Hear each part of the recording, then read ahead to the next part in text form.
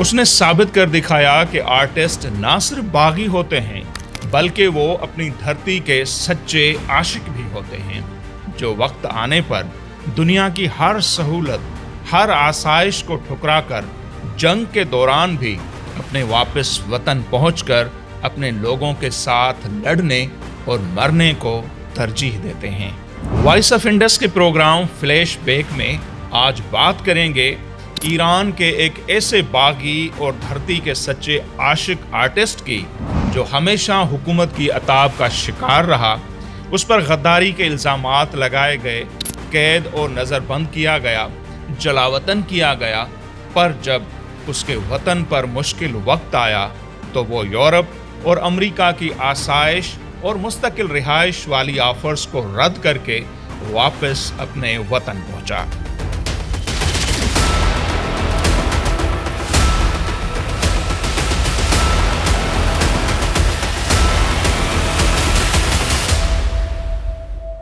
دوستو، ایران کا وہ باغی آرٹسٹ اور دھرتی کا سچا عاشق ہے فلم میکر جعفر پناہی۔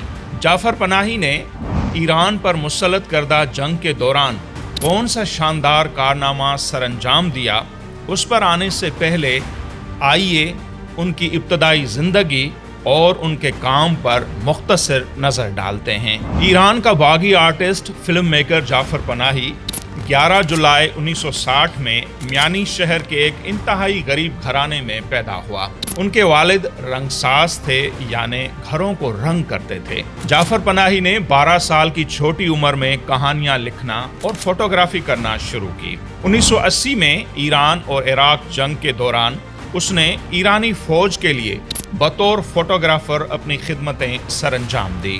جنگ کے خاتمے کے بعد جعفر پناہی نے تہران یونیورسٹی سے فلم اور ٹیلی ویژن میں تعلیم حاصل کی، جس کے بعد اس نے مشہور ایرانی فلم ڈائریکٹر عباس کیارستمی کے اسسٹنٹ کے طور پر کام کرنا شروع کیا۔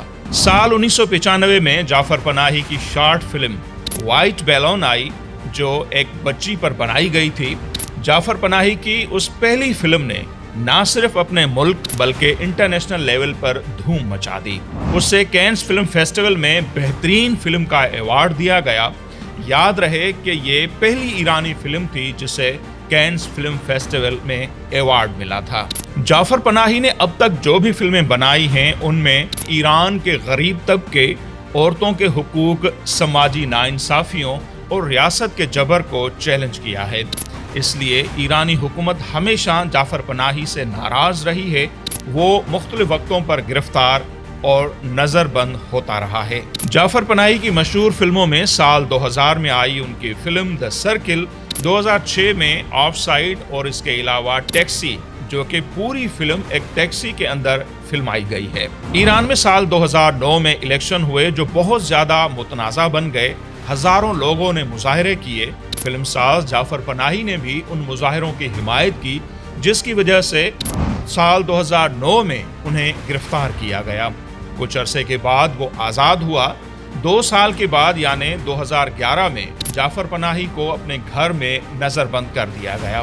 ان پر فلمیں بنانے اور ان فلموں کو باہر کے ممالک میں بھیجنے پر مکمل طور پر پابندی عائد کر دی گئی۔ اسی نظر بندی کے دوران بھی جعفر پناہی نے فلم بنائی جس کا ٹائٹل تھا دس از ناٹ اے فلم۔ اس نے نہ صرف وہ فلم بنائی بلکہ اس سے ایک USB میں ڈال کر اور اس USB کو کیک کے اندر چھپا کر کینز فلم فیسٹیول میں بھیجا گیا۔ سال 2020 میں کرونا وبا کے دوران سخت لاک ڈاؤن میں جعفر پناہی نے اپنے موبائل کیمرہ سے ایک فلم ریکارڈ کی جس کا نام ہے لائف، اور ان کی یہ فلم بھی دیکھنے لائق ہے۔ سال 2022 میں ان کی نو بیئر کے نام سے ایک مووی آئی جسے بھی بہت زیادہ پسند کیا گیا۔ ایرانی فلم ساز جعفر پناہی کی مختلف فلموں نے اب تک دنیا کی 3 بڑے film festival, golden lion Venice film festival, golden bear Berlin film festival اور کینز فلم فیسٹیول میں ایوارڈ حاصل کر چکی ہیں۔ جعفر پناہی کو فرانس کا سب سے اعلیٰ civil award city order of legion of honour بھی مل چکا ہے۔ دوستو ویڈیو میں پہلے ہم ذکر کر چکے ہیں کہ حکومت کی سخت پابندیوں، قید اور نظر بندی کے دوران بھی جعفر پناہی کیسے مسلسل کام کرتا رہا ہے۔ ایرانی فلم ڈائریکٹر جعفر پناہی کا پابندیوں کے دوران کام کرنے والا یہ جذبہ بتاتا ہے کہ اگر آپ اپنے پروفیشن کے ساتھ سچے ہیں، اسے عشق کی حد تک چاہتے ہیں، تو دنیا کی کوئی بھی رکاوٹ، کوئی بھی سینسرشپ اور کوئی بھی آمرانہ نظام آپ کو کام کرنے سے نہیں روک سکتا۔ نظر بندی کے دوران بھی فلمیں بنانا اور انہیں چھپا کر باہر بھیجنا جعفر پناہی کے اس عزم کو ظاہر کرتا ہے کہ سخت پابندیاں اور قید کی دیواریں بھی ایک آرٹسٹ کی تخلیقی سوچ کو قید نہیں کر سکتی۔ ایرانی حکومت نے فلم ڈائریکٹر جعفر پناہی کو سال 2022 میں دوبارہ گرفتار کیا۔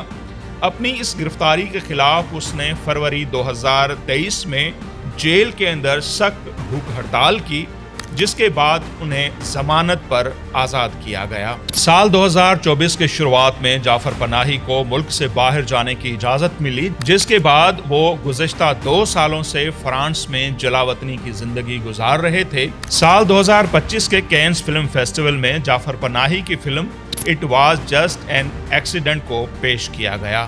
اس کی اس فلم نے نہ صرف ایوارڈ حاصل کیا بلکہ اس سے آسکر ایوارڈ کے لیے بھی نامزد کر لیا گیا۔